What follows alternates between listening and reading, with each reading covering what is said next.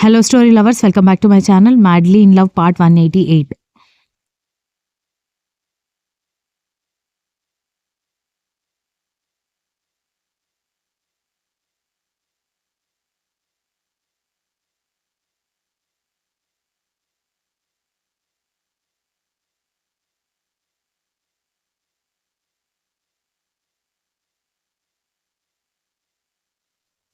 పర్లేదు mister Naveen, she is perfectly all right. తను మొన్నే అనారోగ్యం నుంచి బయటపడిందన్నారు కదా, కాస్త కేర్ఫుల్గా ఉండండి.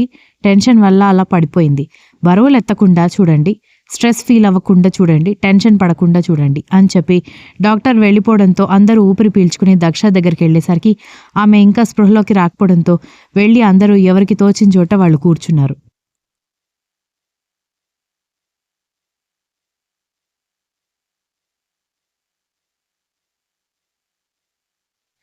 ఒక అరగంట తర్వాత దక్షకి స్పృహ రావడంతో కళ్ళు తెరిచి చూస్తుంటే స్పృహ వచ్చిందని దీక్షిత గట్టిగా అరిచి చెప్పి దక్ష దగ్గరికి వచ్చి దక్షని కొట్టాలనిపిస్తున్నా కొట్టలేక అన్ని పిచ్చి పచ్చి పనులేనా, ఒక్కటి కూడా సక్రమంగా చేయవా నువ్వు అని అడిగింది.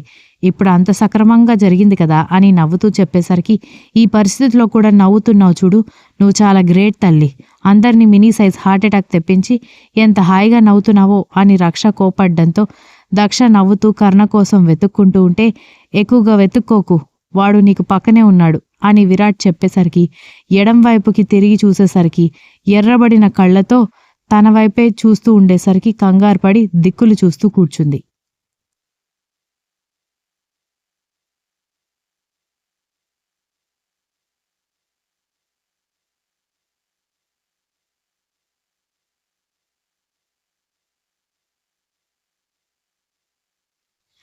తాళి కట్టాను కాబట్టి నేను తీసుకువెళ్తానని అనుకుంటున్నావా?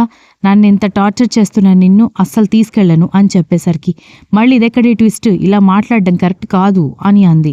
కర్ణ లేచి బయటికి వెళ్తూ ఉండేసరికి ఇదిగో అసలే ఒంట్లో బాగాలేని పిల్లని, నేను ఇలాగే లేచి బయటకు వచ్చేస్తాను అని చెప్పేసరికి వెనక్కి తిరిగి కోపంగా చూడ్డంతో అది మొండిది, అన్నంత పని చేసినా చేస్తుందిరా, నీకు దండం పెడతాను.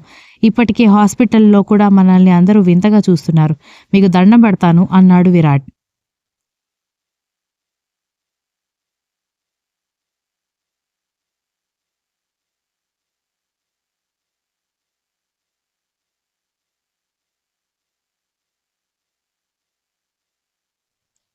కర్ణ అసహనంగా అక్కడే కూర్చోవడంతో పాపం నీకోసం ఎంతలా కోపం కంట్రోల్ చేసుకుంటున్నాడో నీకేమైనా తెలుస్తోందా? ఎందుకు ఇలా మెంటల్ దానిలాగా చేస్తున్నావు అని కోపంగా దీక్షిత అడిగేసరికి లైట్ తీసుకో అక్క, ఈ మాత్రం మొండి చేయకపోతే అయ్యగారు కరిగి తాళి కట్టేవాడా అని తన మెడలో ఉన్న తాళిబొట్టు చూసుకొని కళ్ళకి అద్దుకోవడంతో ఈ భక్తికేం తక్కువ లేదు అని అన్నాడు విరాట్ వెటకారంగా.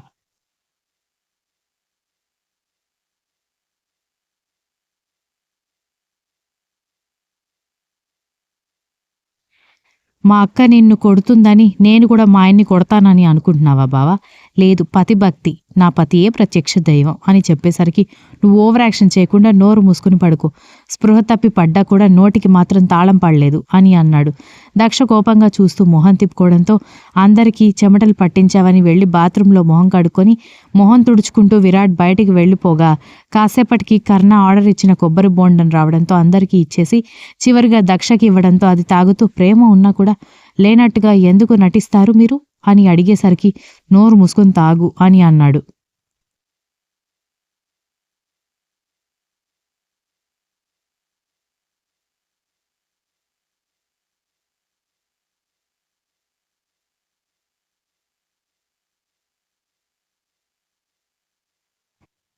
దక్ష మూతి తిప్పుకుంటూ కూర్చోవడంతో ఈలోపు శాంభవి, ఇందిరా, నారాయణ అందరూ వస్తే శాంభవి అక్కడికి రావడంతో ఏమాత్రం అర్థం కాక కర్ణ ఆమె వైపు చూస్తూ ఉంటే ఏమైందే, నీకు జస్ట్ వాడిని తాళి కట్టేలా చేసుకోమని చెప్తే ఇంత రచ్చ చేస్తావా అనగానే దీక్షిత, విరాట్ తల కొట్టుకుంటే నవీన్, సంగవి, కర్ణ, శాంభవి మాటల మీద దృష్టి పెట్టారు.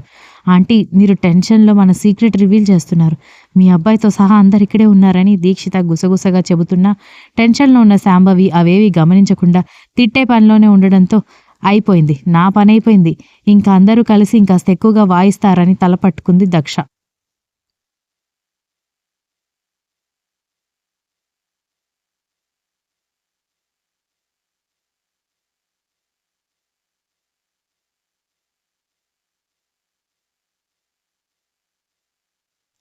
కూతురు ఎక్స్‌ప్రెషన్ గమనించిన ఇందిర నవ్వుకుంటూ, "ఇప్పటివరకు ఆవిడ నిన్ను ద్వేషంతో చంపేసింది. ఇప్పుడు ప్రేమతో చంపేస్తుందని" నవ్వుకోవడంతో, "నీకు కామెడీగా ఉందా అమ్మా?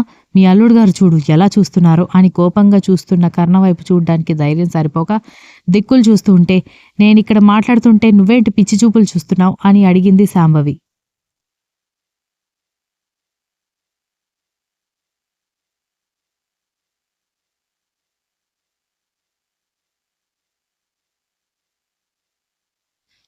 ఆంటీ వాడిక్కడే ఉన్నాడన్న విషయం మర్చిపోయి మీరు ప్లాన్ మొత్తం వాడి ముందు ఓపెన్ చేసేశారు అని అప్పుడే లోపలికొచ్చి కర్ణ ఫేస్ చూసి కంగారు పడి శాంభవి దగ్గరకొచ్చిన విరాట్ చెప్పాడు. దాంతో శాంభవి బెడ్‌కి ఎదురుగా చూసేసరికి అక్కడే ఉన్న చైర్‌లో కూర్చుని తన వైపే అనుమానంగా చూస్తున్న కొడుకు కనిపించడంతో, "ఇప్పుడు డాక్టర్ ఏమని చెప్పాడు? మనం ఒకసారి డాక్టర్‌తో మాట్లాడదాం" అని బయటికి వెళ్తుంటే, "ఆగండి" అని గట్టిగా గర్జించడంతో కంగారు పడి విరాట్, శాంభవి ఆ జనరల్ వార్డ్ గుమ్మం దగ్గరే ఆగిపోవడంతో, "నువ్వు దాంతో మాట్లాడినదంతా నిజమేనా?" అని అడగడంతో ఇద్దరూ కంగారు పడుతుంటే, "ఏరా ఈ ప్లాన్ గురించి నీకు తెలుసా?" అని అడిగాడు.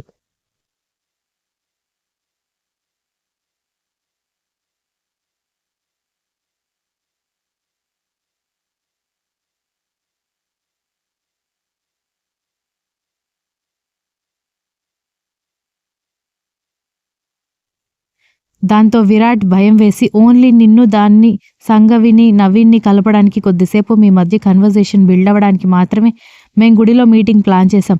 ఏడ్చి గొడవ చేయడం, తాళి కట్టించుకోవడం మొత్తం దక్ష ప్లాన్ మాత్రమే. అసలది స్పృహ తప్పి పడిపోయే వరకు కూడా దాని మైండ్‌లో అలాంటి ప్లాన్ ఉందని ఎవ్వరికీ తెలీదు" అని అన్నాడు విరాట్. విరాట్ ఆ విషయం చెప్పడం మొదలుపెట్టినప్పుడే ఒకవైపు నుంచి విరాట్ వద్దు అని దీక్షిత, "బావ ఏం చేస్తున్నావని" దక్ష, "చెప్పకు చెప్పకు" అని పక్క నుంచి శాంభవి చెబుతూ ఉన్నా, కంగారులో విరాట్ పూస గుచ్చినట్టుగా ప్రతి విషయం చెప్పేసరికి కర్ణ తల్లిని, దక్షని సీరియస్‌గా చూడ్డంతో, సంగవి, నవీన్ కూడా ఆశ్చర్యంగా చెల్లెల్ని, విరాట్‌ని, దీక్షితని చూడ్డంతో వాళ్ళు ముగ్గురు పిచ్చి చూపులు చూస్తూ ఉండడంతో, "అసలు ఇక్కడ ఏం జరుగుతుందని" కోపంగా అడిగాడు కర్ణ.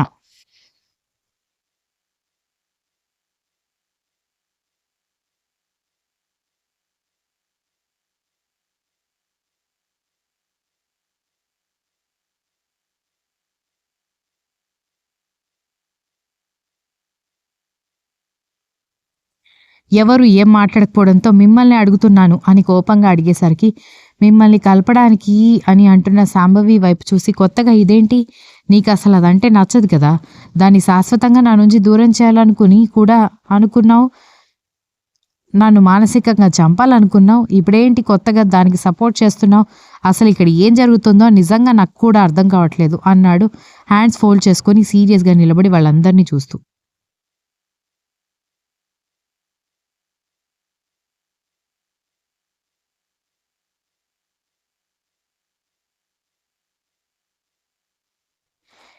"నేను మారిపోయానురా. దక్షకి క్షమాపణ కూడా చెప్పాను. కావాలంటే దాన్నడుగు" అనగానే, "అవును కన్నా, ఆంటీ నాకు క్షమాపణ చెప్పారు" అని చెప్పడంతో ఇద్దరిని మార్చి మార్చి చూస్తూ, "నాకొక విషయం అర్థం కావట్లేదు. మీ ప్లాన్ బాగానే ఉంది. పెద్దగా దాని కండిషన్ సీరియస్ అవ్వలేదు కాబట్టి ఓకే. ఏమైనా సీరియస్ అయ్యి ఉంటే మీ ప్లాన్ సంగతేంటి? ఏదైనా ఒకటి ప్లాన్ చేస్తున్నప్పుడు ప్రాపర్ థింకింగ్ అనేది ఉండదా మీకు?" అని అడిగేసరికి, "నేను నార్మల్‌గా దాన్ని కన్వర్జేషన్‌లో ఎంగేజ్ చేయమని చెప్పాను. దొంగ మొహంది. అది తెలివి యూజ్ చేసి లేడికి లేచిందే పరుగని, అప్పటికప్పుడు తాళి కట్టించుకోవాలని ఎదవ ప్లాన్ చేసింది" అని అంది శాంభవి.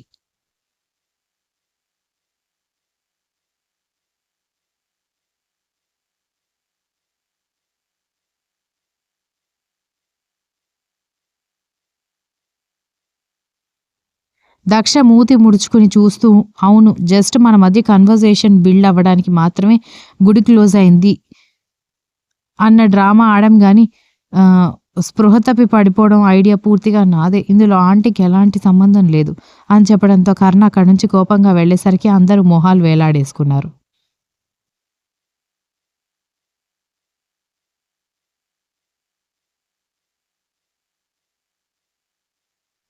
వాళ్ళిద్దరిని కలపాలనుకున్నారు, బాగానే ఉంది. మధ్యలో మమ్మల్నిద్దరిని ఎందుకు తీసుకొచ్చారు అని నవీన్ అడిగేసరికి, "సిగ్గుందా నీకు" అని విరాట్ అడిగేసరికి నవీన్ బిక్కమొహం వేసుకుని చూస్తుంటే, "పెళ్లి కాని వాళ్ళని కలపడానికి ట్రై చేస్తుంటే పెళ్ళైన మిమ్మల్ని వదిలేస్తామా? అసలు ముందు కలపాల్సిందే మిమ్మల్ని" అని విరాట్ చిరాకుగా చెప్పడంతో నవీన్ బిత్తర చూపులు చూస్తూ ఉంటే, "కానీ మీరు ప్లాన్ చేయడం వల్ల ఏం జరిగింది? మొత్తం ఈ రాక్షసి మార్చేసింది కదా" అని అంది సంగవి.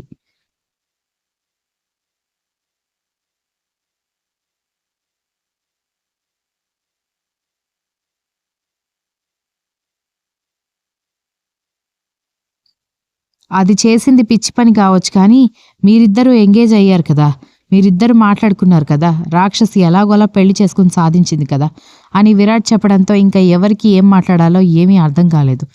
బావా ఆయన ఎక్కడికి వెళ్ళాడో చూడు అనగానే వాడిప్పుడు కొంచెం టెన్షన్లో ఉన్నాడు, కొద్దిసేపు వాడిని అలా వదిలే, తర్వాత వాడే వస్తాడు అన్నాడు విరాట్.